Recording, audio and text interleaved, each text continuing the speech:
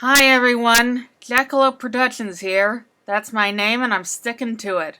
I'm the creator of this channel and I voice all the main characters. As you can tell, Ozzy Madison uses my real voice. She's like the Brian Griffin of the show. Anyway, today's episode was going to be one I planned in advance. It was going to be Ozzy and Amanda arguing about Garfield since it's Garfield's birthday.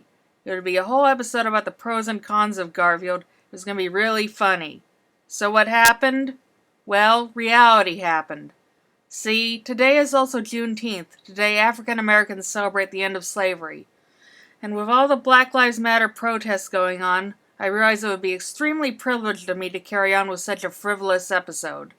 I mean, it would have been privileged in the first place, but part of the joke is that Ozzy is so naive and privileged and the American school system is such a failure that all she can think about that day is Garfield.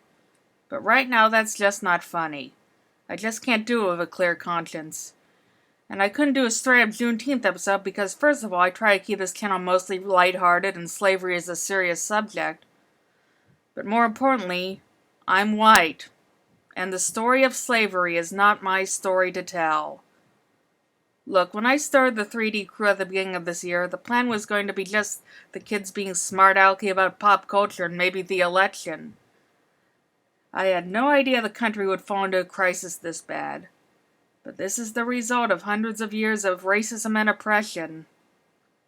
Black lives matter. And the kids know that. Ozzy knows that. I know that. What I don't know is how, if ever, to deal with this sort of subject matter in my videos. But I do know I can't ignore it either. I can do a Garfield episode any year. Right now, this moment belongs to the African American community and every anti-racist fighting to dismantle white supremacy. Black Lives Matter.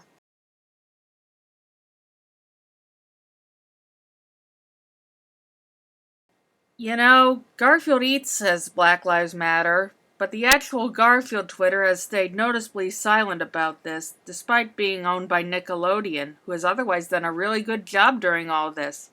Hey, Nickelodeon, if you want to help Garfield's image, maybe confirm he's on the right side of history? Just a thought.